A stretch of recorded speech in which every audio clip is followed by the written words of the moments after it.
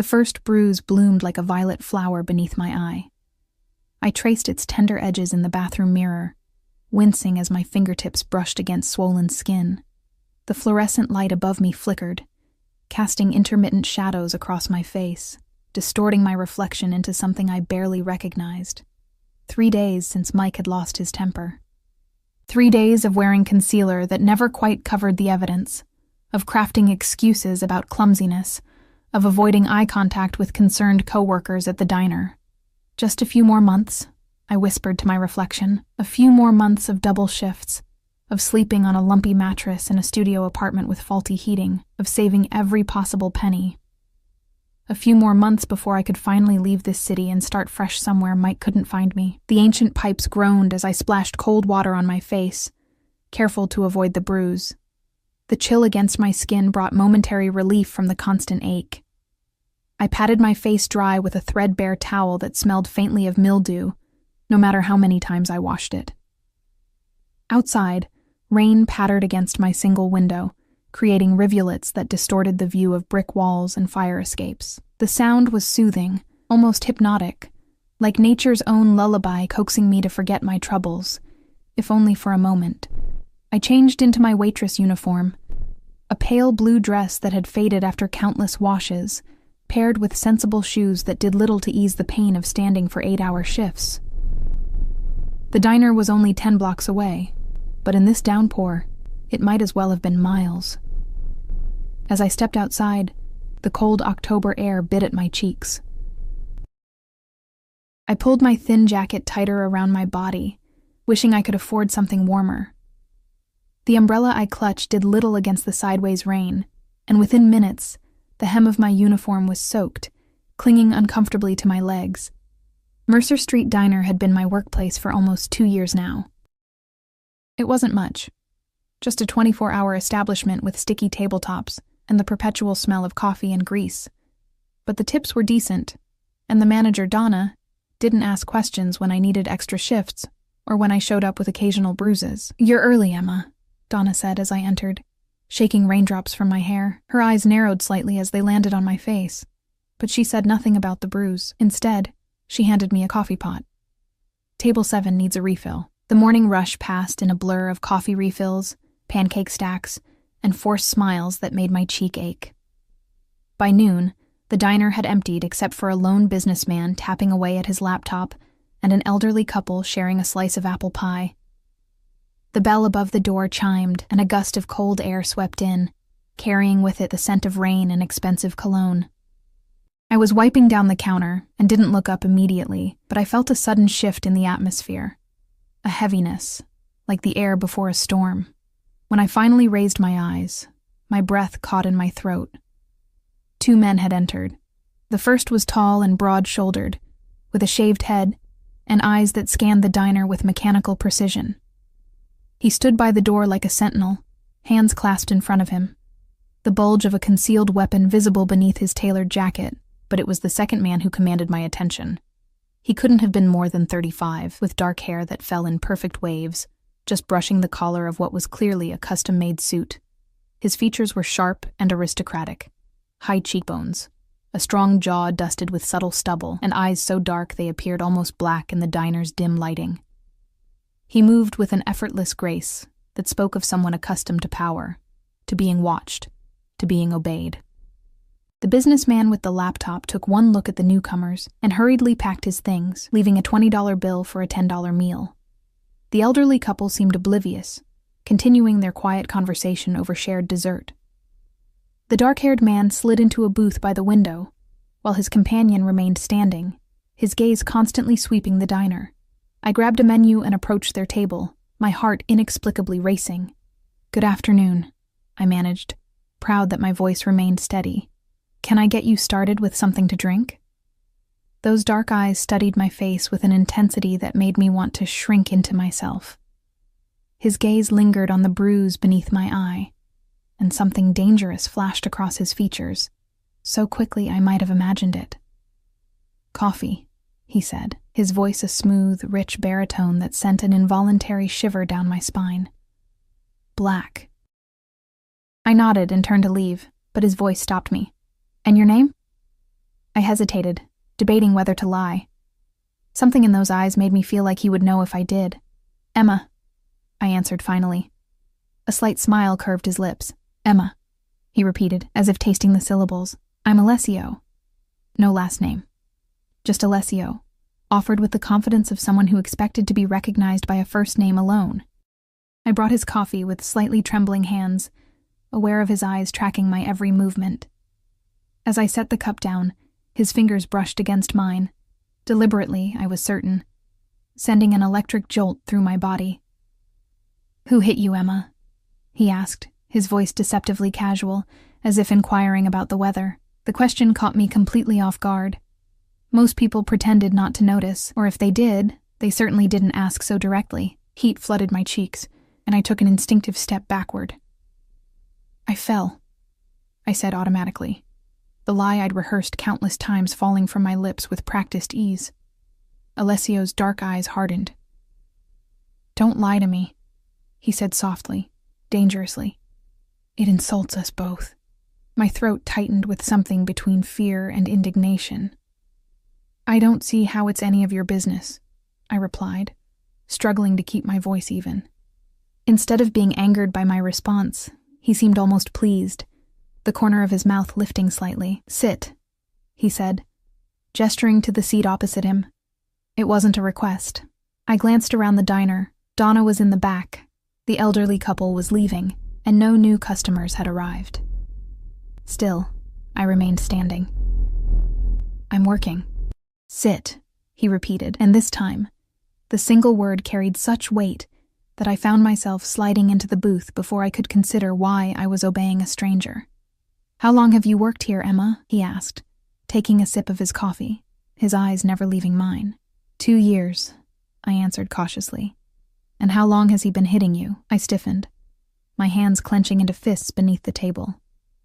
I told you, I fell. Alessio leaned forward, and the movement wafted his scent toward me, sandalwood and something darker, more primal. You work hard, he observed, ignoring my denial. Double shifts, I imagine, saving for something important. The accuracy of his assessment sent a chill through me. How could he know that? An escape plan, perhaps? He continued, his voice dropping to a near whisper, from whoever gave you that bruise. Please, I said, my voice barely audible even to my own ears. I could lose my job. Something softened in his gaze. He reached into his jacket and withdrew a sleek leather wallet. For a wild moment, I thought he was going to offer me money, and I prepared to be insulted. Instead, he placed a simple white business card on the table between us. It contained only a phone number, embossed in black. When you decide to stop lying to yourself, Emma, he said, sliding the card toward me. Call this number. Before I could respond, he stood in one fluid motion. He placed a $100 bill beside his barely touched coffee. For your trouble, he said, then paused, his eyes once again lingering on my bruise. Everyone deserves to feel safe, Emma. Remember that. And then he was gone, his silent companion following in his wake, leaving only the lingering scent of his cologne and the white card that seemed to burn against the laminate tabletop. I slipped the card into my pocket without examining it further, my mind racing with questions. Who was Alessio? Why had he taken such an interest in me? And how had he seen through my carefully constructed facade so easily? The rest of my shift passed in a daze. I kept expecting him to return, kept feeling phantom touches where his fingers had brushed mine. By the time I left the diner at 8, the rain had stopped, leaving the streets glistening under the streetlights. The night air felt different somehow, charged with possibility or perhaps warning. I was so distracted that I didn't notice the figure leaning against the building across from the diner until I was halfway down the block. My heart stuttered as I recognized Mike's hulking frame, his familiar slouched posture. He pushed himself away from the wall and started toward me, his face twisted with anger. Where the hell have you been? He demanded, grabbing my arm with enough force to leave bruises. I've been calling you all day. Working, I said, trying to pull away from his grip. My phone died. His eyes narrowed with suspicion. Bullshit. You've been avoiding me. His gaze dropped to my pocket, where the edge of the white business card was just visible. Before I could stop him, he snatched it out. "What's this?" he asked, studying the card, his face darkening. "Whose number is this, Emma? You cheating on me?" "No," I protested, reaching for the card. "It's just a customer, I never finished the sentence. Mike's open palm connected with my cheek, the same side as my existing bruise, with enough force to make me stagger. Pain exploded across my face, bright spots dancing in my vision. "Lying bitch," he spat, tearing the card to pieces and letting them scatter in the damp breeze. "You think I don't know when you're lying?" I backed away, tears blurring my vision, aware that we were on a public street, but equally aware that no one in this city ever intervened. Just like no one had ever intervened before. "I'm sorry," I whispered, the words automatic, meaningless. Mike grabbed my arm again and started pulling me roughly in the direction of his apartment. "You're coming home with me tonight," he growled. "I'm not letting you out of my sight again." Terror gripped me. Last time I'd gone to Mike's apartment after he'd been this angry, I'd left with cracked ribs. I couldn't go back there. Not tonight. Maybe not ever again. In that moment, something inside me snapped. Perhaps it was Alessio's words echoing in my head. Everyone deserves to feel safe. Or perhaps it was simply that I'd reached my breaking point. Whatever the reason, I planted my feet firmly on the sidewalk. "No," I said, the single syllable filled with every ounce of courage I could muster. Mike turned, his expression one of disbelief that quickly morphed into rage. "What did you just say to me?" "I said no," I repeated, my voice stronger now. "I'm not going with you." His hand balled into a fist, and I braced myself for the blow I knew was coming. But before he could swing, a sleek black car with tinted windows pulled up beside us, its engine purring almost silently. The back door opened, and I caught a glimpse of dark eyes and an outstretched hand. "Emma," Alessio's voice called from within the car. "Get in." I didn't hesitate. I wrenched my arm from Mike's slackened grip and dove into the car, the door closing behind me with a solid thunk that felt like the period at the end of a chapter. The last thing I saw as the car pulled away was Mike's face, contorted with rage and confusion, growing smaller in the distance. Inside the car, the scent of leather and sandalwood enveloped me. Alessio sat opposite, watching me with those intense eyes. The man from the diner, clearly a bodyguard, was in the front passenger seat, while a driver I hadn't seen before navigated the vehicle smoothly through the city streets. "How did you find me?" I asked, my voice shaking. Alessio's expression was unreadable. "I never lost you," he replied simply, as if that explained everything. I should have been frightened. I had just escaped one dangerous man only to put myself in the hands of another. A stranger with powerful connections and an air of controlled violence. But as the adrenaline faded, leaving me trembling in its wake, all I felt was an overwhelming sense of relief. "Who are you?" I whispered. He studied me for a long moment before answering. "Someone who doesn't tolerate men who hit women," he said finally. "Someone who can make sure he never touches you again." The promise in those words should have terrified me. Instead, I found myself believing him, trusting him, despite every instinct for self-preservation I'd developed over years of disappointment and pain. "Who hit you, Emma?" he asked again, his voice gentler now but no less intense. This time, I told him the truth. "His name is Mike Peterson," I said, the name bitter on my tongue. "My ex-boyfriend. He doesn't accept that it's over." Alessio nodded slowly, as if confirming something he already knew. He reached out, his fingers hovering near my freshly bruised cheek without actually touching it. "This ends tonight," he promised, and the absolute certainty in his voice sent a shiver through me, half fear, half something I wasn't ready to name. As the car carried us deeper into the city, toward an unknown destination, I realized I had just crossed a line from which there would be no return. The thought should have terrified me, but instead, I felt something I hadn't experienced in years. I felt safe. The car glided through the city streets like a phantom, its movement so smooth I barely felt us turning corners. Through tinted windows, I watched familiar neighborhoods transform into areas I'd only glimpsed from a distance, exclusive districts with immaculate sidewalks and buildings that reached toward the stars. My hand throbbed where Mike had gripped it, and my cheek pulsed with pain, but I remained silent, afraid that speaking might somehow break the spell of safety that had settled over me. Alessio made a brief phone call in what sounded like Italian, his voice low and commanding. Though I couldn't understand the words, the tone conveyed authority that required no translation. When he finished, he turned his attention back to me, those dark eyes studying my face as if memorizing every detail. "You need medical attention," he stated. Not a question, but a fact. I instinctively touched my cheek, wincing. "It's not that bad. I've had worse." Something dangerous flickered across his features. "That doesn't comfort me, Emma." The car eventually pulled up to a towering building of glass and steel that seemed to touch the night sky. The bodyguard exited first, scanning the area before opening Alessio's door, then mine.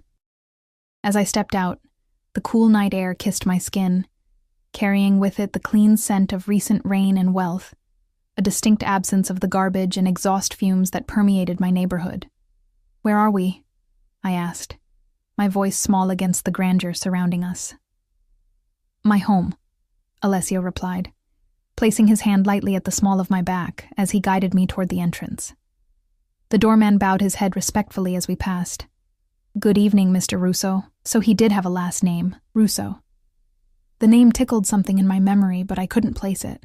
The elevator required a key card and fingerprint to access the penthouse. As we ascended, my stomach fluttered with a mixture of anxiety and something else, anticipation perhaps, or the vertigo of moving too quickly from one world to another. The elevator opened directly into an expansive living area, with floor-to-ceiling windows showcasing a breathtaking panorama of the city below, a glittering carpet of lights stretching to the horizon. "Make yourself comfortable," Alessio said, shrugging off his jacket and loosening his tie. The casual gesture somehow made him more rather than less intimidating, a wolf relaxing without losing any of its predatory nature. "My personal physician will be here shortly." "That's really not necessary," I protested weakly, even as I sank into a sofa so luxuriously soft it felt like sitting on a cloud. "I can't afford—" "Money is not a concern," he interrupted, his tone brooking no argument. He poured amber liquid from a crystal decanter into 2 glasses and offered one to me. "For the pain," he explained. I accepted the glass, taking a small sip. The whiskey burned pleasantly down my throat, warming me from the inside. "Thank you," I said, realizing the inadequacy of the words. "For everything. For stopping him. I don't know what would have happened if you hadn't shown up." Alessio's expression darkened. "I have a very good idea of what would have happened," he said, his voice tight with controlled anger. "Men like that are predictable. They escalate. They don't stop until someone stops them." The way he said it, with absolute certainty and a hint of personal knowledge, made me wonder about his past, about what experiences had shaped him into the man before me. "How did you know?" I asked. "How did you know where to find me, when to intervene?" He took a seat in a leather armchair opposite me, swirling the whiskey in his glass. "After our conversation at the diner, I had one of my men watch over you. When you destroyed my card, I knew I needed to stay close." A chill ran down my spine. "You've been having me followed?" "I've been having you protected," he corrected, as if the distinction was obvious, and it's fortunate I did. Before I could formulate a response, the elevator chimed, and a distinguished-looking man with silver hair and wire-rimmed glasses stepped into the apartment, carrying a leather medical bag. "Alessio," he greeted with a slight Italian accent, before turning his professional gaze to me. "And this must be the patient." The next 20 minutes passed in a blur as the doctor examined my face, applied antiseptic that stung like fire, and confirmed that nothing was broken. He left me with pain medication, ointment for the bruising, and strict instructions to rest. Throughout the examination, Alessio never left the room, his eyes tracking the doctor's every move with an intensity that bordered on possessive. When we were alone again, an uncomfortable silence settled between us, filled with unasked questions. I broke it first. "I should go home," I said, though the thought of returning to my tiny apartment filled me with dread. "What if Mike was waiting for me?" "You'll stay here tonight," Alessio stated, not a suggestion but a command. Seeing my hesitation, he added, "In the guest room. You'll be safe." Relief and apprehension warred within me. "I have work tomorrow, early shift. Call in sick." I can't afford to lose a day's wages. Something like respect flickered in his eyes. I admire your work ethic, Emma, but you need to rest. As for the money, he waved a hand dismissively. Consider it handled. I bristled at this. I don't want your charity. A slow smile spread across his face. The first genuine smile I'd seen from him. It transformed his features from intimidating to devastatingly handsome. It's not charity when it's deserved, he said, but we can discuss compensation later, if it makes you more comfortable. He showed me to the guest room, a space larger than my entire apartment, with a king-sized bed draped in linens that probably cost more than I made in a month. An adjoining bathroom featured a shower with multiple jets and a bathtub deep enough to swim in. There are clothes in the dresser, Alessio said from the doorway. They should fit you well enough for tonight. I turned to face him, suddenly aware of the vast gulf between our worlds. Why are you doing this? I asked.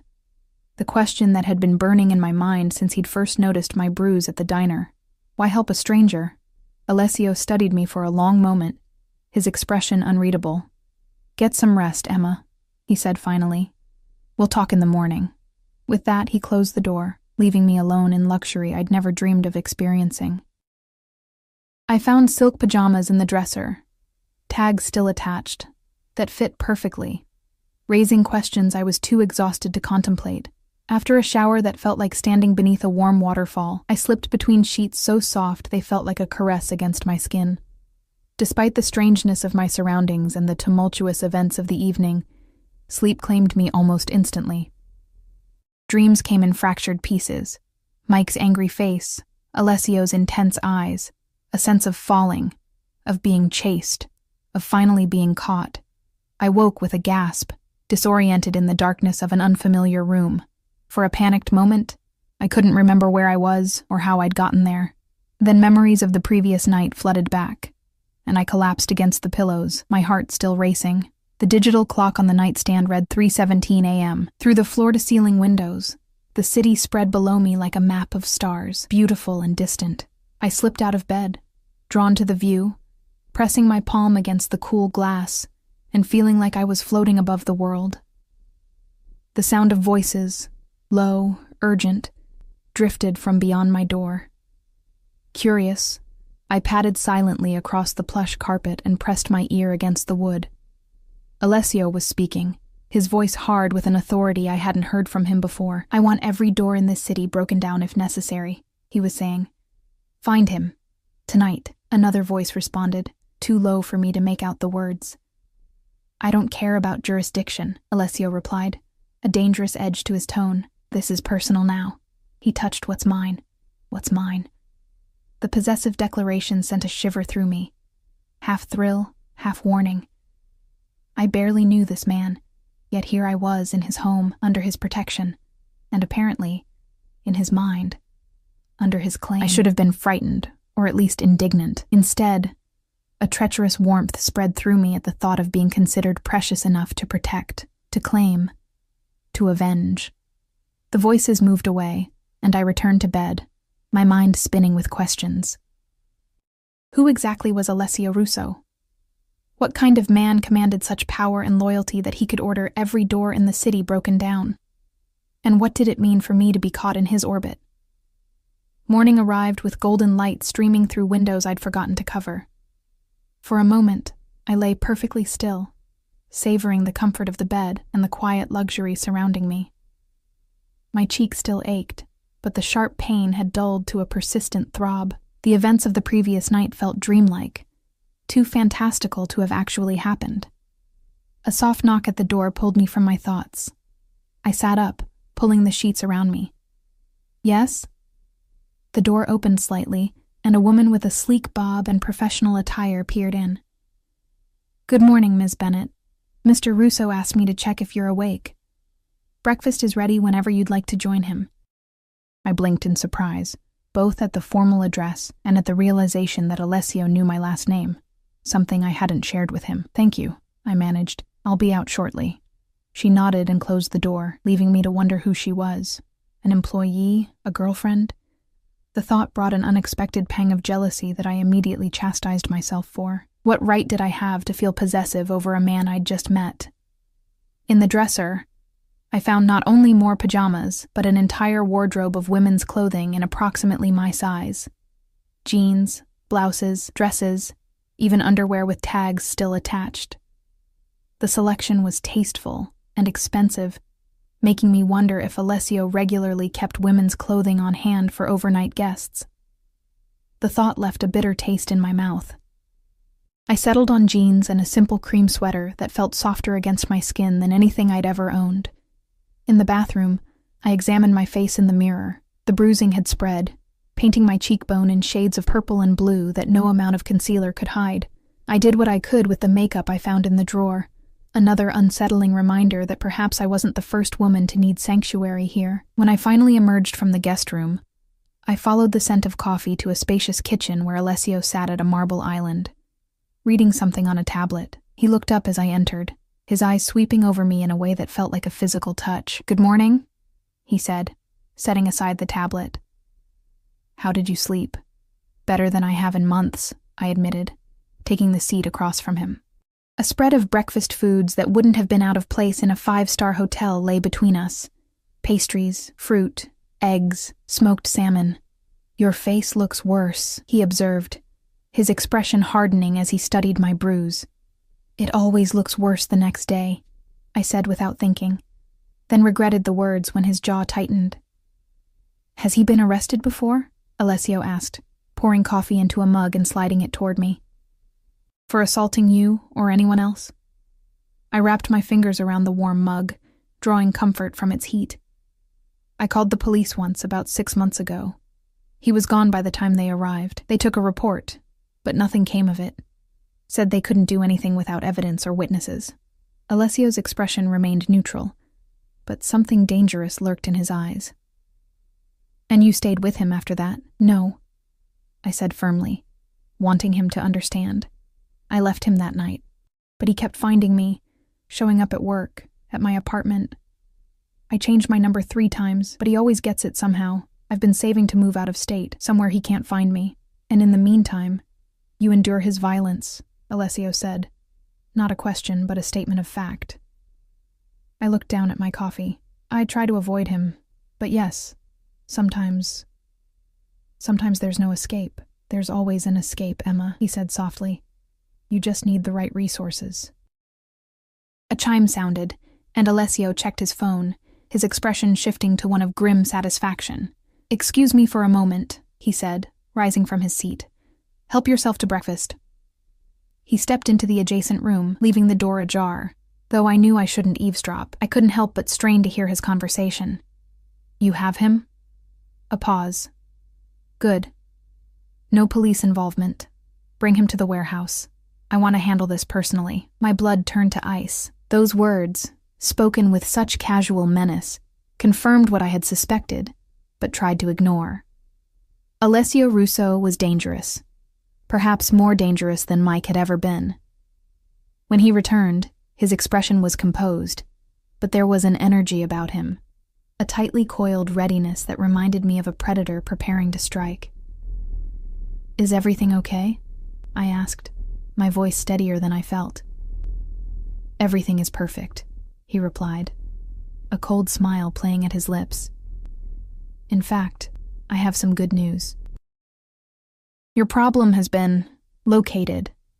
The way he said it made my skin crawl with apprehension. "What does that mean? What are you going to do to him?" Alessio studied me, his head tilted slightly. "Do you care what happens to him? After everything he's done to you?" I swallowed hard. "I don't want anyone hurt because of me." "Even the man who did this?" he asked, gesturing to my bruised face. "Violence for violence solves nothing," I said, the words sounding hollow even to my own ears. Alessio leaned forward, his gaze intense. "Let me tell you something about men like Mike Peterson, Emma. They understand only one language: power. They prey on those they perceive as weak. They take and take until someone stronger stops them." His voice dropped lower. "I am that someone. Fear and something darker, more primal, twisted in my gut." "Who are you?" "Really?" He considered me for a long moment, as if weighing how much truth to reveal. "My family has certain business interests in this city," he said carefully. "We ensure that agreements are honored, that debts are paid, that order is maintained. The implication hung in the air between us. I had heard rumors, of course, everyone in the city had, about the families that controlled the underworld, whose influence extended into legitimate businesses, politics, even law enforcement. The Russos were one of those families. "You're a crime boss," I whispered, the realization solidifying into certainty. Alessio's expression remained impassive. "I prefer to think of myself as a businessman with diverse interests and unique methods of conflict resolution." A hysterical laugh escaped me before I could stop it. "Is that what this is? Conflict resolution?" "In its most efficient form," he confirmed, unruffled by my reaction. "By this afternoon, Mike Peterson will never bother you again. You have my word." The absolute certainty with which he made this promise chilled me to the bone. I stood abruptly, my chair scraping against the floor. "I should go. Thank you for your help, but I can't be involved in whatever this is." Alessio rose as well, moving with that fluid grace that seemed at odds with his dangerous aura. "You're already involved, Emma. The moment he laid hands on you in my city, this became inevitable." "Your city?" I repeated, backing away slightly. "I didn't ask for this. I didn't ask for you to what? Have him killed?" Something like disappointment flashed across Alessio's features. "Is that what you think of me? That I would kill a man for simply touching what's mine?" There it was again, that possessive claim that sent conflicting signals of warning and desire through my body. "I'm not yours," I said, my voice barely above a whisper. "You don't even know me." He moved closer, and I found myself backed against the kitchen counter, his presence overwhelming my senses. "I know enough," he said softly. "I know you're brave.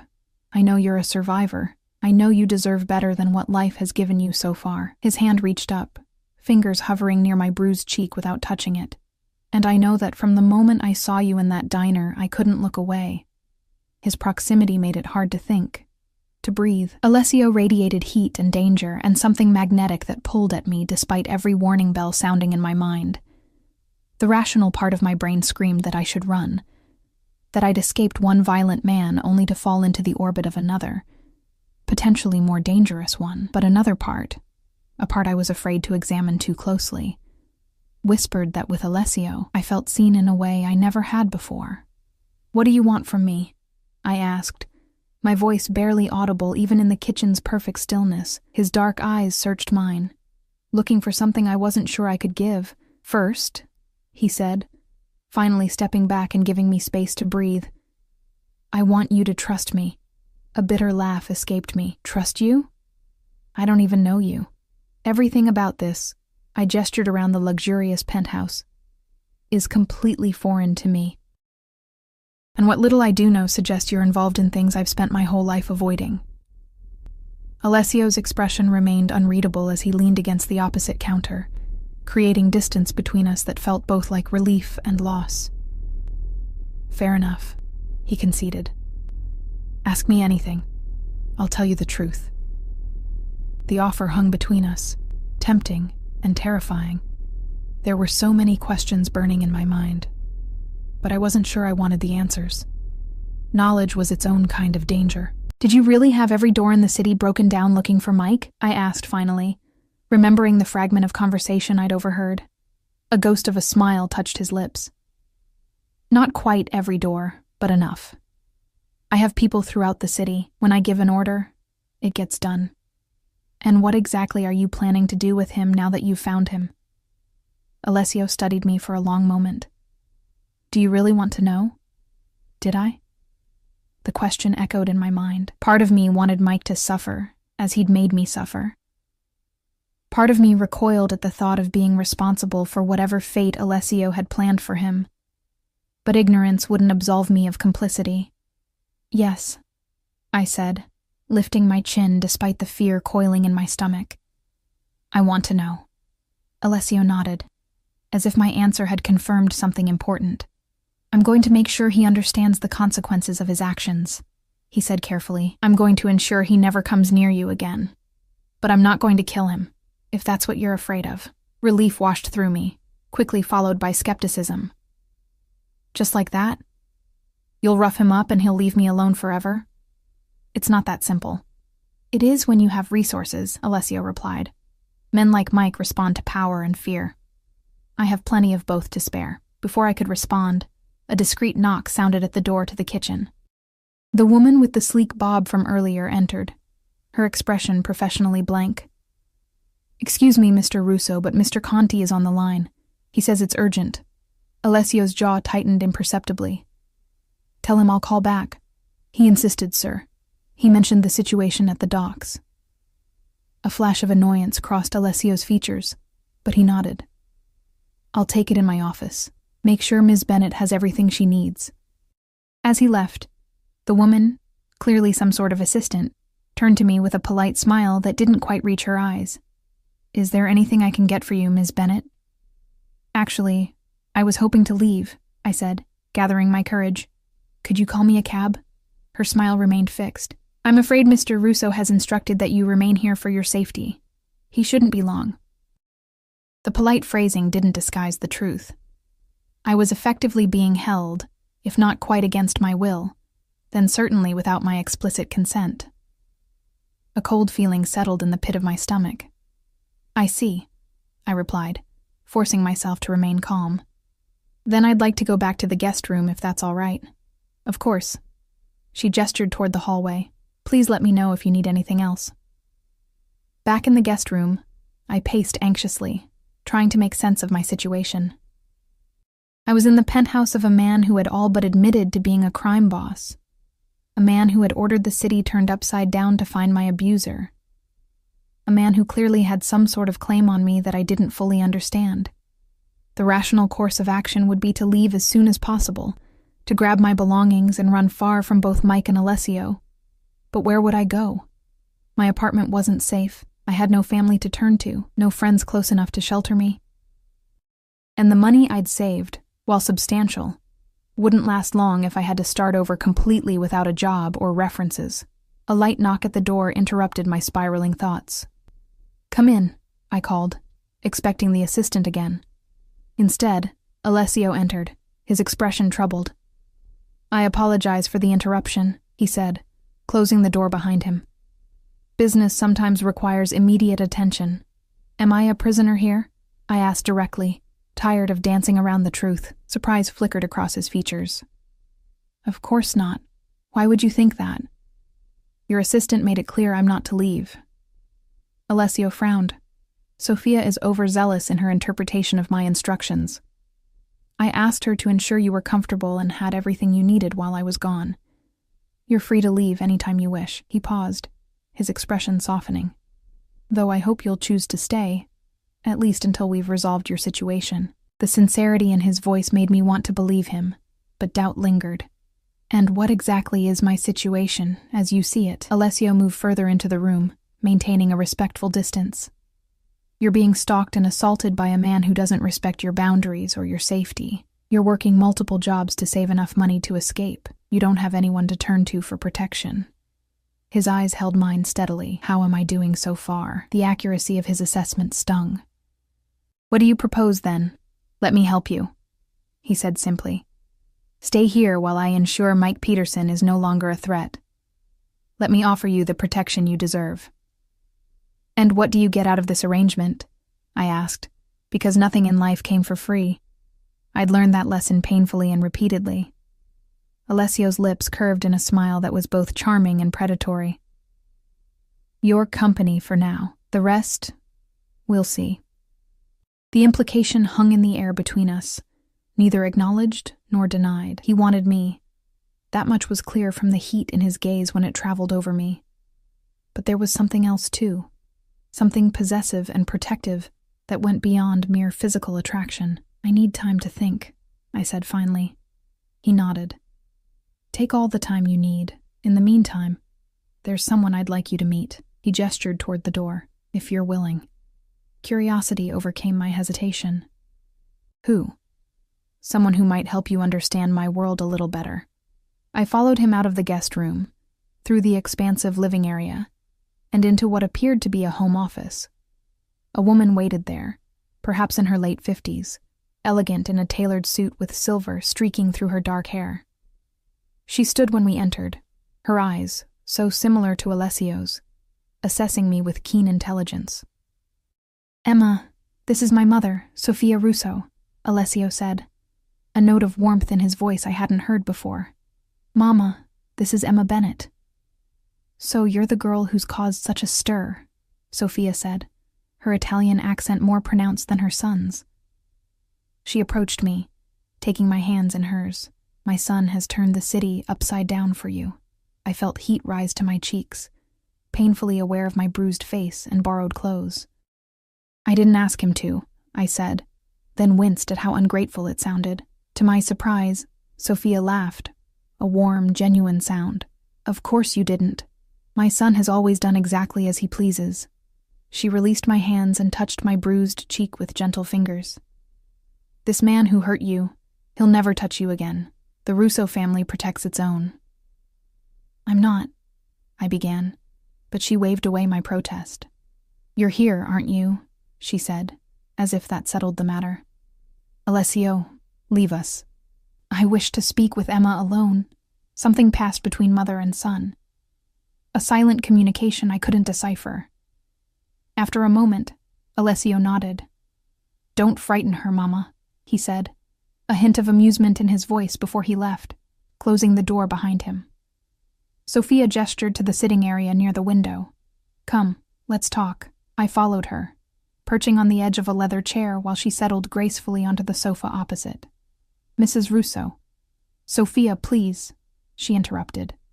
Mrs. Russo was my mother-in-law, and that woman terrified me for 30 years. She smiled, the expression warming her austere features. "My son has never brought a woman to meet me before." The revelation surprised me. Never. "Oh, he's had women," she said with a dismissive wave. "Beautiful, sophisticated women who understand his world and accept it without question. But he's never brought one home, never asked for my opinion, never looked at one the way he looks at you." I didn't know how to respond to that. I barely know him. "And yet, here you are," she pointed out. "In our home, wearing clothes he selected for you, accepting his protection." "I didn't have many options," I said defensively. Sophia's expression softened. "We rarely do, as women. The choices we make are often between bad and worse. But sometimes, if we're lucky, we find someone who can offer us something better." She leaned forward, her dark eyes, so like her son's, intent on mine. "My husband was like Alessio, powerful, dangerous to his enemies, fiercely protective of what he considered his. He wasn't always an easy man to love, but he made me feel safe in a world that had never been kind to me. Is that what you think I should do? Love your son because he's offering me protection?" "No," she replied firmly. "I think you should decide what you want your life to be, and whether Alessio can help you achieve it. But understand this, if you accept what he offers, you accept all of him, the darkness, as well as the light." The honesty was refreshing after so much careful maneuvering. "And if I decide I want no part of this world, then he will ensure you have the means to leave safely, and you will never see either of us again." Her expression remained serene, but there was steel beneath it. "But you should know that my son is not accustomed to wanting things he cannot have. This restraint. It is unusual for him." A chill ran down my spine at the implication. Before I could respond, a knock sounded at the door, and Alessio entered without waiting for a response. "I hate to interrupt," he said, though his expression suggested otherwise, "but there's been a development regarding Ms. Bennett's situation." Sophia rose smoothly. "We were just finishing our chat." She pressed a light kiss to my cheek. The unbruised one. "Think about what I said, Kara." With a meaningful look at her son, she left, closing the door softly behind her. "What did she say to you?"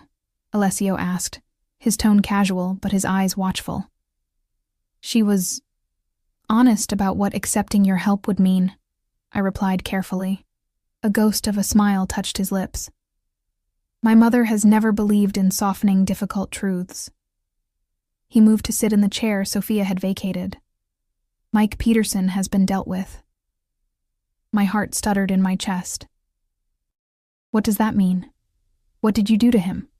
"Nothing permanent," he assured me, his tone almost gentle.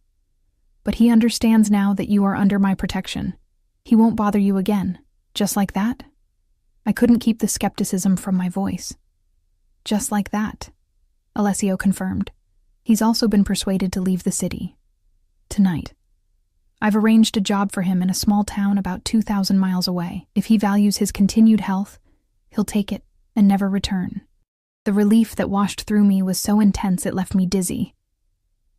The nightmare that had shadowed my life for months was being dismantled with casual efficiency by a man who seemed to reshape reality through sheer force of will. Why?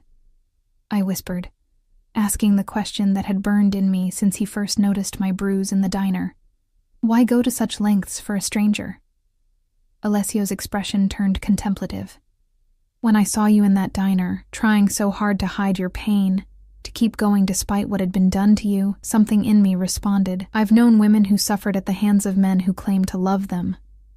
My own sister years ago, a shadow crossed his features. I couldn't protect her then. I was too young, too powerless, but I'm not powerless anymore. The raw honesty in his voice caught me off guard. It was the first real glimpse beneath the controlled exterior, and what I saw there, pain, regret, determination, made him suddenly more human, more complex than the dangerous crime boss I'd been trying to keep at arm's length. What happened to your sister? I asked softly. She died, he said simply. The words weighted with old grief. Her boyfriend pushed her during an argument. She fell, hit her head. He didn't even call for help, just left her there to die alone. I'm so sorry, I said, understanding now the source of his visceral reaction to my bruise. To men like Mike. It was a long time ago, he replied, his expression closing off again, but I made a promise then that I would never allow such a thing to happen to anyone under my protection again. And now that includes me, I said, not quite a question. If you'll accept it, he confirmed. My protection comes with no strings attached, Emma. You're free to stay or go as you choose. If you want to leave the city, start fresh somewhere else. I'll provide the means for you to do so safely. The offer was generous, more than generous. It was everything I'd been working toward, handed to me without condition. So why did the thought of taking it, of walking away from Alessio Russo and never seeing him again, leave me with an unexpected sense of loss? And if I stay? I asked, my heart pounding in my chest. Something darkened in his gaze. Hunger, possession, something primal and magnetic. Then we explore what's between us at whatever pace you set. No pressure, no expectations beyond what you're comfortable with. Your mother seems to think you're not used to restraint, I said, watching his reaction carefully. A slow smile spread across his face. My mother knows me too well, but for you, I'm willing to learn patience. The promise in those words sent heat spreading through me. This was dangerous. He was dangerous. And yet, for the first time in longer than I could remember, I felt something like hope flickering to life inside me. I need time, I said finally. To think, to process everything that's happened. Alessio nodded, as if he'd expected nothing less. Take all the time you need. The guest room is yours for as long as you want it. He rose from his chair with that fluid grace that seemed so effortless. I have business to attend to this afternoon, but I'd like to take you to dinner this evening if you're amenable. A proper first date. The normalcy of the request, so at odds with the extraordinary circumstances that had brought us together, startled a laugh from me. A date? Really? His smile widened, transforming his face from intimidating to devastatingly handsome. Really? I find I want to know everything about you. Emma Bennett, your favorite food, your dreams, what makes you laugh. He paused at the door. Say yes. Despite everything, the danger he represented, the world he belonged to, the whirlwind of the past 24 hours. I found myself nodding. Yes. The look of genuine pleasure that crossed his features made him seem younger, almost boyish for a moment. 8 o'clock, he said, then left me alone with my thoughts and the dizzying sense that my life had been irrevocably changed. Left alone in Alessio's office, I moved to the window, gazing out at the city sprawled below like a miniature kingdom. From this height, everything looked orderly and perfect. So different from the chaotic, often brutal reality at street level. I wondered if this was how Alessio saw the world. Distant, manageable, subject to his control. The door opened behind me, and Sophia's assistant, Not Sophia herself, as I'd momentarily hoped, entered with a polite smile. "Ms. Bennett, I've been asked to assist you with anything you might need for this evening. Mr. Russo has arranged for a selection of clothes to be delivered. They're in the guest room whenever you'd like to look through them." I followed her back to the guest room, where I found not just a selection, but what appeared to be an entire boutique's worth of designer dresses, shoes, and accessories laid out on the bed. Price tags had been discreetly removed, but I recognized enough brands to know that the collection represented more money than I made in a year. "This is too much," I said, running my fingers over a midnight blue silk dress that caught my eye despite my reservations. "Mr. Russo wanted to ensure you had options," the assistant replied neutrally. "He also arranged for a stylist and makeup artist to help you prepare, if you'd like." The extravagance was overwhelming, almost suffocating. Was this how Alessio solved all problems? With an overwhelming display of resources that left no room for refusal? "Please thank Mr. Russo," I said carefully. "But I don't need all this. Just the makeup artist, perhaps. My bruise would require professional help to conceal for the evening." The assistant nodded, seemingly unsurprised by my partial refusal. "Of course. I'll arrange for someone to come at 6:30. Is there anything else you need in the meantime?" I hesitated, then decided to take a risk. "Actually, I'd like to go to my apartment to collect some personal items. Would that be possible?" Something flickered in her expression, uncertainty perhaps. "I'll need to check with Mr. Russo. Security considerations, of course," I interrupted. My suspicion confirmed. Despite his assurances, I wasn't quite as free as Alessio wanted me to believe. "In that case, I'd like to rest until this evening. It's been a lot to process." Once alone, I paced the room, feeling increasingly like a bird in a gilded cage. The freedom Alessio had promised came with invisible strings, protection that bordered on possession, generosity that threatened to become control. And yet, there was something about him, a glimpse of vulnerability beneath the power, a genuine concern beneath the possessiveness, that kept me from simply walking away. I selected the midnight blue dress that had caught my eye earlier, along with more modest accessories than what had been provided. If I was going to have dinner with Alessio Russo, I would do it on my own terms, not as a display of his wealth and influence, but as myself. The makeup artist arrived promptly at 6:30, a cheerful woman who chatted about everything and nothing as she worked miracles with concealer and foundation, transforming my bruised face into something presentable.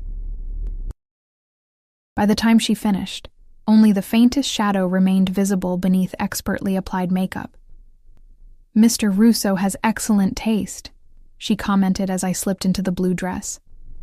"That color is perfect with your complexion."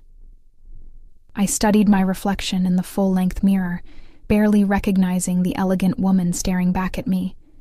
The dress hugged my figure before flowing gracefully to the floor, the deep blue making my pale skin glow, and my eyes appear more intensely green. With my hair swept up and minimal jewelry, the effect was sophisticated but not flashy, beautiful without trying too hard. Precisely at 8, a knock sounded at the door. I opened it to find Alessio standing there, devastating in a perfectly tailored black suit that emphasized his broad shoulders and lean waist. He'd styled his dark hair slightly differently, and the effect was both polished and just disheveled enough to make my fingers itch to run through it. His eyes widened almost imperceptibly as they took in my appearance, a flash of something primal and possessive darkening his gaze before he controlled it. "You look breathtaking," he said, his voice a touch rougher than usual. "Thank you," I replied, pleased despite myself at his reaction. "You clean up pretty well yourself." A ghost of a smile touched his lips. "I try." He offered his arm. "Shall we?" The elevator took us to the underground garage, where a sleek black car waited with a driver holding the door. As we settled into the back seat, I couldn't help but ask, "Where are we going?" "Somewhere special," Alessio replied enigmatically. "I think you'll like it." The city lights blurred past the tinted windows as we drove. I expected us to head toward the exclusive restaurant district downtown, but instead, we turned toward the waterfront, eventually pulling up to what appeared to be a private marina.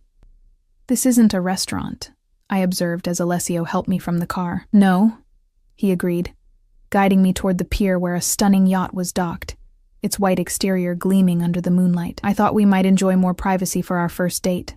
I hesitated. A yacht meant complete isolation. No witnesses, no easy escape if things went wrong. As if sensing my unease, Alessio squeezed my hand gently. My chef has prepared dinner, and there are crew members aboard. We're not alone, he assured me, and we'll stay docked if that makes you more comfortable. The consideration in his voice eased my concern somewhat. I nodded, allowing him to lead me up the gangway onto a deck that could have graced the pages of a luxury magazine. Soft lighting illuminated comfortable seating areas, and a table had been set with fine china, crystal, and fresh flowers near the stern, offering a spectacular view of the city skyline. A uniformed steward appeared with champagne, pouring 2 glasses before discreetly disappearing. Alessio handed one to me, then raised his in a toast. "To new beginnings," he said, his dark eyes holding mine. "To new beginnings," I echoed, taking a sip of champagne that tasted like liquid stars. "This is beautiful, Alessio, but excessive for a first date, don't you think?" He smiled. That genuine expression that transformed his face from intimidating to irresistible. "Perhaps, but I wanted to impress you. You've already done that," I pointed out. "Finding Mike in a single night, arranging his entire future to ensure my safety, that's impressive. Terrifying, but impressive." Alessio laughed, a warm, rich sound that I realized I'd rarely heard from him. "You're not easily dazzled by the trappings of wealth and power. I like that about you. What else do you like about me?" I asked boldly, the champagne and the moonlight making me braver than I might otherwise have been. "You barely know me, yet you've turned your life upside down for me in the span of 24 hours. He considered the question seriously, as we moved to the table where the first course awaited us. Delicate scallops arranged like artwork on the plate. "I like your resilience," he said finally. "The strength it takes to endure what you have and still remain, uncorrupted by it. You haven't let pain make you cruel or bitter." The observation was so unexpected, so perceptive that it momentarily stole my breath. "And what about you?" I asked when I could speak again. "Has pain made you cruel?" Alessio's expression darkened slightly. "At times, perhaps, to those who deserve it." He took a sip of his wine, his eyes never leaving mine. "My world isn't kind, Emma. I won't pretend otherwise. But within it, there are codes, rules, a certain order that provides its own kind of justice." "Justice," I repeated, testing the word. "Is that what you gave Mike? Justice?" "I gave him a choice," Alessio corrected. "Leave and never contact you again or face consequences." He chose wisely. Throughout the meal, each course more exquisite than the last, our conversation flowed surprisingly easily. Alessio asked about my childhood. My dreams before life had intervened with harsh reality. I found myself telling him things I'd never shared with anyone, about growing up with a mother who cycled through abusive relationships, about putting myself through community college one class at a time, about the art I'd once created before survival took precedence over passion. In turn, he shared carefully edited stories about his own youth, a father who ruled with iron discipline, a mother who tempered that harshness with love, a sister whose loss had shaped his view of the world. He spoke of responsibility, of family legacy, of the weight of power, always in general terms, never specifics that might implicate him in anything illegal. "You never finished your degree," he observed as dessert was served, a confection of dark chocolate and berries that looked too beautiful to eat. "In art, you said?" I nodded, surprised he'd caught that detail. "I was 3 credits short when my mom got sick. Medical bills, funeral costs. There was nothing left for tuition." "And you never went back?" "Life got in the way," I said simply. "Rent doesn't pay itself. Dreams are a luxury I couldn't afford." Something shifted in Alessio's expression. Determination, perhaps, or resolve. "Dreams aren't luxuries, Emma. They're necessities. They're what make life worth the struggle." He reached across the table, his fingers brushing mine. "What if you could go back, finish what you started?" The question hung in the air between us. Not just about education, but about possibilities, about a future different from the one I'd resigned myself to. "I don't know," I admitted. "That feels like a different lifetime now." "It doesn't have to be," he said softly. After dinner, we moved to the upper deck where the view of the city was even more spectacular. The night air carried a chill, and Alessio placed a cashmere throw around my shoulders, his hands lingering a moment longer than necessary. "Cold?" he asked, standing close enough that I could feel the heat radiating from his body. "A little," I admitted. He moved behind me, his chest against my back, arms encircling me as we gazed out at the glittering skyline. I should have felt trapped by the embrace, but instead, I felt oddly safe, protected. His chin rested lightly on the top of my head, and for a moment, we simply existed together in comfortable silence. "You never answered my question from earlier," I said finally. "Why me? Out of all the women in this city, why did I catch your attention?" I felt, rather than saw his smile. "Because you looked at me without fear or calculation," he said, his voice a low rumble against my back. "Do you know how rare that is in my world? People either fear me or want something from me. You just saw me." "I see you now too," I said, turning in his arms to face him. "The good and the bad, the protector and the predator." His eyes darkened at my words. "And which do you prefer?" "I think they're inseparable," I replied honestly. "One doesn't exist without the other." Something like approval flickered across his features. Slowly, deliberately giving me time to pull away, he lowered his head until his lips hovered just above mine. "May I?" he asked, his breath warm against my skin. In answer, I rose on tiptoes and closed the distance between us. The kiss began gently, a question, an exploration, but quickly deepened as Alessio's control slipped. His hands tangled in my hair, dislodging pins until it fell loose around my shoulders. My arms wound around his neck, pulling him closer as heat bloomed between us, consuming rational thought. When we finally broke apart, both breathless, Alessio rested his forehead against mine. "I should take you home," he said, his voice rough with restraint, "before I forget myself entirely." The honorable gesture only made me want him more. "And if I don't want to go home yet?" His eyes searched mine, looking for certainty.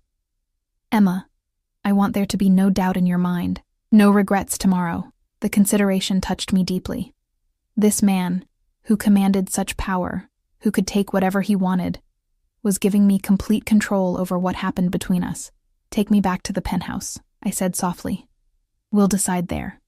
The ride back was charged with tension, a delicious anticipation that had us sitting closer than necessary, his hand resting on mine between us.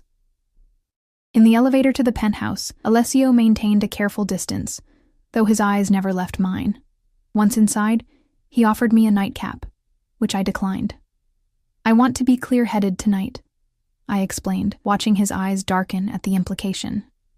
"Emma," he began, his voice tight with restraint, "you should know that if we do this, if we cross this line, I'm not a man who shares what's his.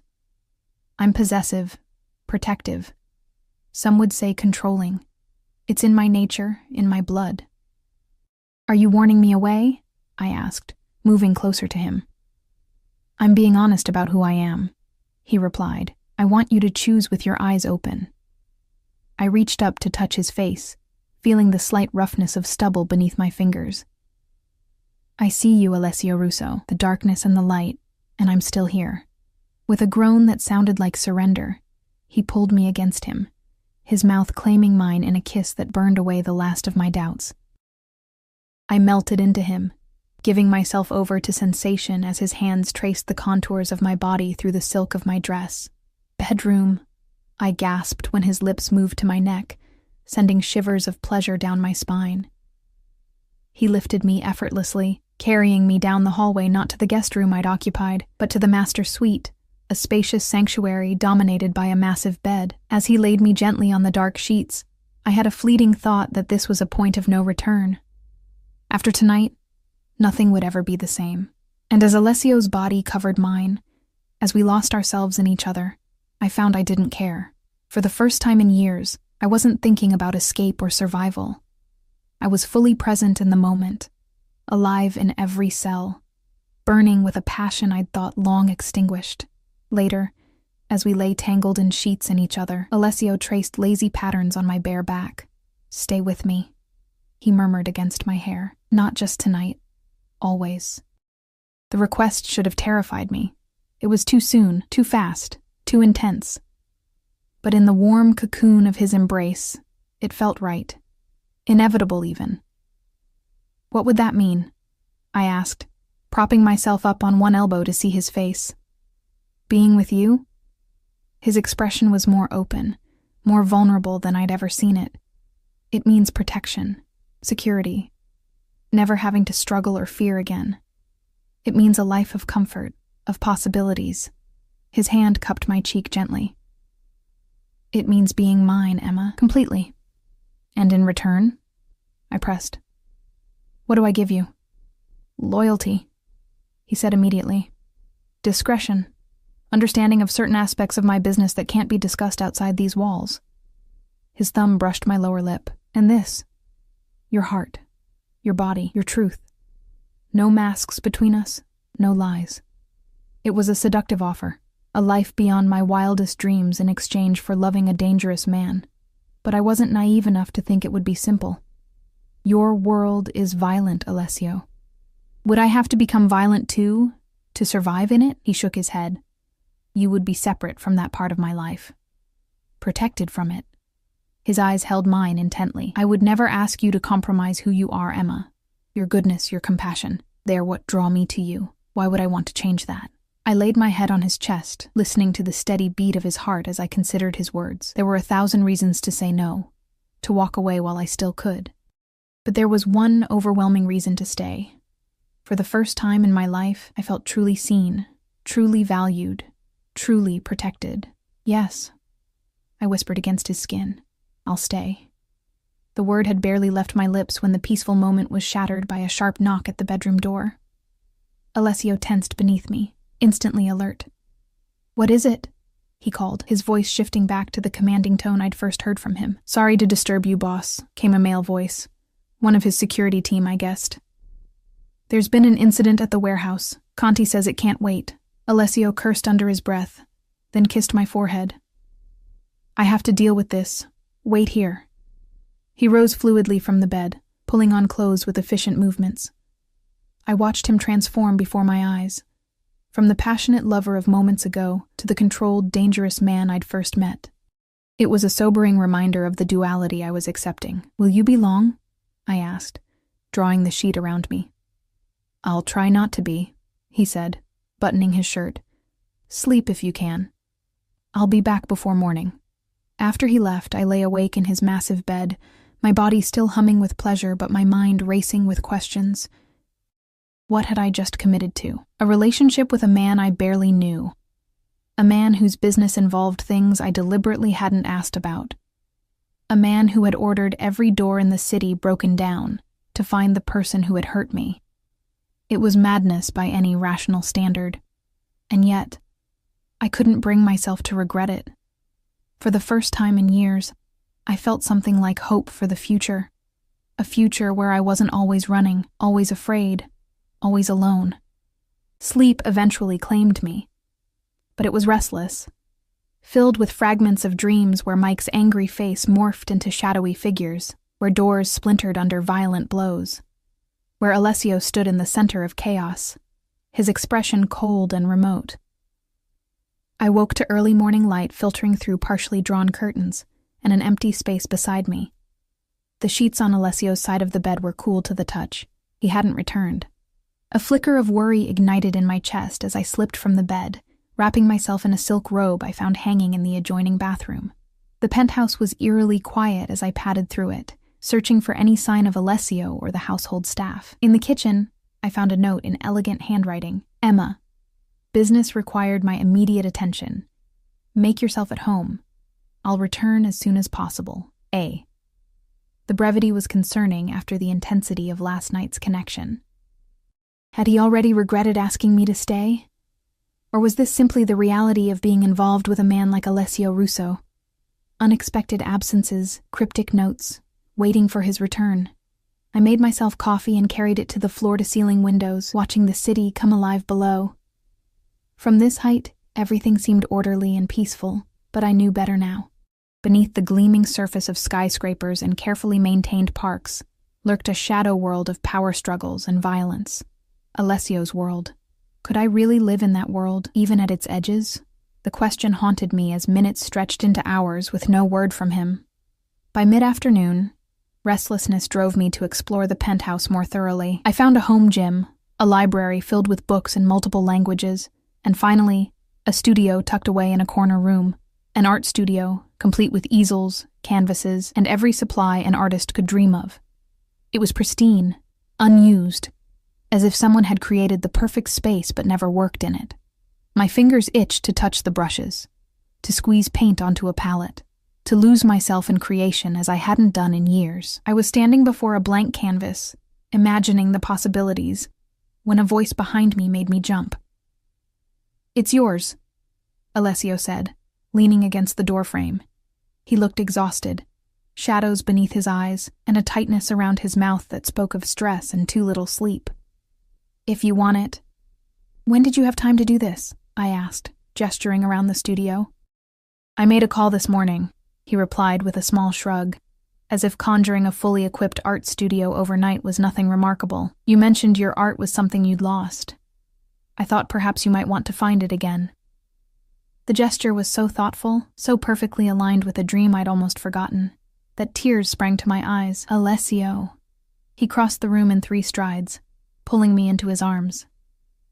"I'm sorry I had to leave," he murmured against my hair. "Business complications. It couldn't be helped." I leaned back to study his face, noting new lines of fatigue and a darkness in his eyes that hadn't been there before. "Is everything okay?" "It will be," he said, his tone making it clear he wouldn't elaborate further. His hand cupped my cheek gently. "Have you thought more about what we discussed last night? About staying?" "I have," I admitted, "and I still want to, but I need to understand what I'm getting into, Alessio. Last night wasn't just sex for me. If I stay, if I become part of your life, I need to know what that really means." He guided me to a small sofa in the corner of the studio, still holding my hand as we sat. "Ask me anything. I'll tell you as much truth as I safely can." I took a deep breath. The incident at the warehouse last night, was it violent? Was someone hurt? A flicker of surprise crossed his features, as if he hadn't expected such a direct question. "Yes," he said after a moment's hesitation. "There was violence. A rival family tried to move product through our territory without permission or payment. Examples had to be made. The clinical way he described what had surely been a brutal encounter should have horrified me, but instead, I appreciated his honesty. And that's the world you live in. Examples being made, territory defended, power maintained through fear. Part of it," he conceded. "There's more. Legitimate businesses, investments, political connections. But yes, violence is sometimes necessary in my position. Would I be expected to participate in any of that?" "Never," he said firmly, squeezing my hand. "Your world would be this," he gestured to the penthouse, the art studio, "and whatever else you want to build for yourself. Education, career, charity work, anything that fulfills you. I want you happy, Emma, not compromised." "But I'd know," I pointed out. "I'd know what paid for all this luxury, what you were doing when you disappeared in the middle of the night. Could I live with that knowledge? Could you live with my knowing it?" Alessio's dark eyes held mine steadily. "That's the question, isn't it? Not whether I can protect you from my world, but whether you can accept it, accept me, knowing the darkness I'm capable of." The honesty of the moment hung between us. No pretense, no evasion, just the stark reality of what building a life with Alessio Russo would mean. "I've seen darkness before," I said finally. "I've lived with it, survived it. At least your darkness isn't directed at me. At least your protection means something." His expression softened, and he brought my hand to his lips, pressing a kiss to my knuckles. "I would kill for you, Emma," he said softly, the words both a promise and a warning. "But I would never hurt you, not ever." And strangely, despite everything I knew about him, or perhaps because of it, I believed him. "Then yes," I said, making my choice with eyes wide open. "I want to stay. I want to build something with you, something real. even if it exists in the spaces between your other world. Relief and something deeper, more primitive, flashed across his features. He pulled me into a kiss that sealed our understanding, passionate but tender, possessive but reverent. When we broke apart, he rested his forehead against mine. "I need to tell you something else," he said, his voice serious again. "About Mike Peterson." My heart stuttered. "What about him? I thought you said he was leaving the city." "He is. But there's more to the story." Alessio sat back slightly, his expression grave. "When my men found him, he wasn't alone.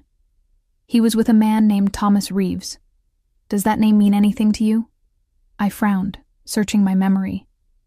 "No, I don't think so. Reeves is a detective with the organized crime unit," Alessio explained.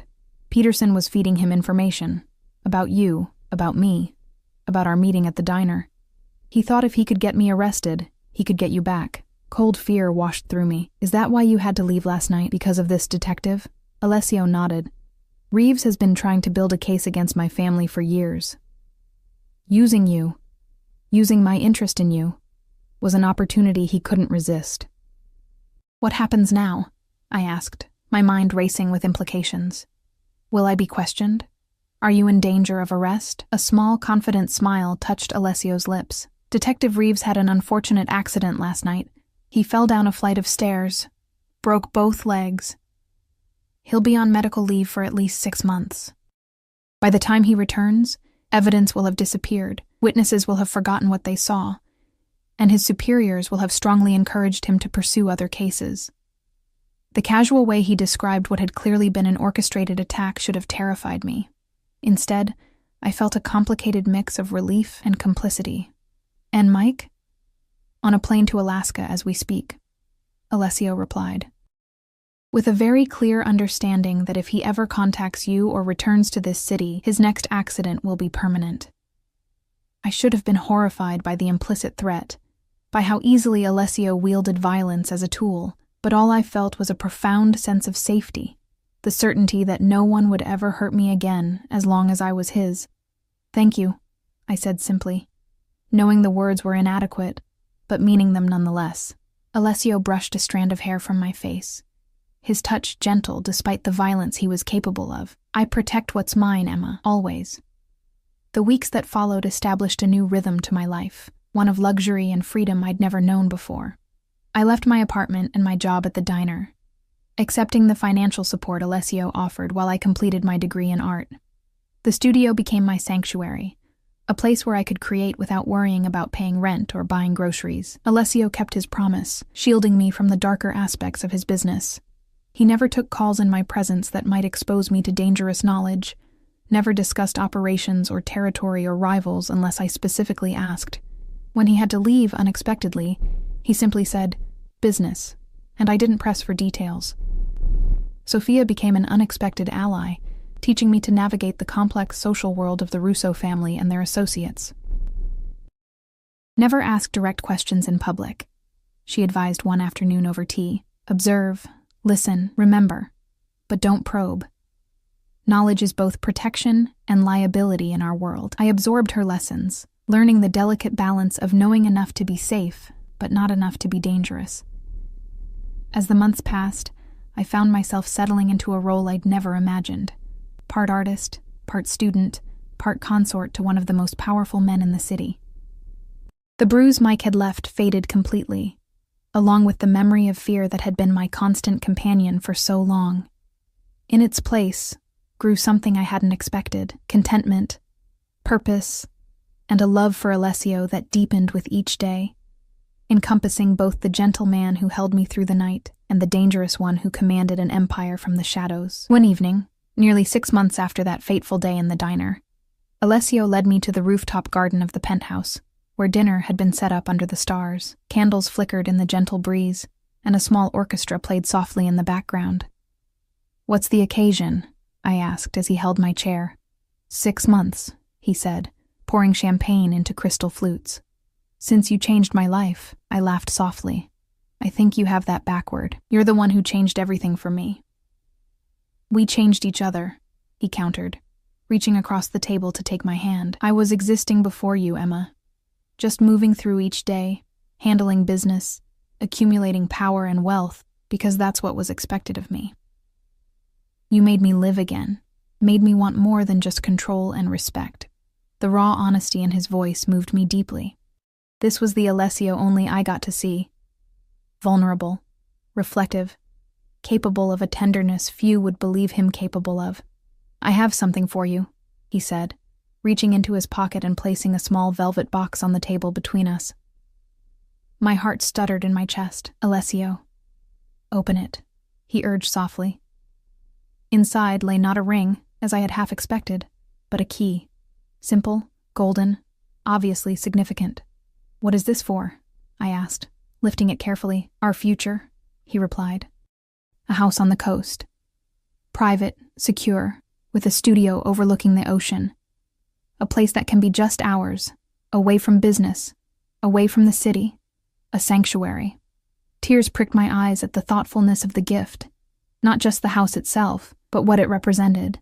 A commitment to creating space in his life that wasn't touched by his other world, where we could simply be Alessio and Emma. Not the crime boss and his woman. "It's perfect," I whispered, leaning across the table to kiss him. Later that night, as we lay tangled together watching the city lights through the bedroom windows, I realized how completely my life had transformed in just 6 months.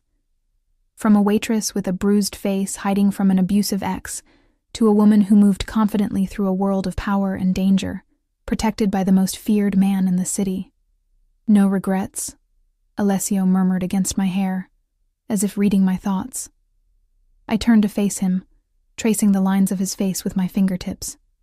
"None," I said truthfully. "I chose this life with my eyes open, Alessio. I chose you, all of you, the light and the dark." His arms tightened around me, possessive yet gentle. "And I choose you, Emma. Every day, every night, I choose you." In that moment, cradled in the arms of a dangerous man who would break down every door in the city to protect me, I knew I had found what everyone searches for. Not perfect safety, but perfect belonging. A place, a person, that felt like home.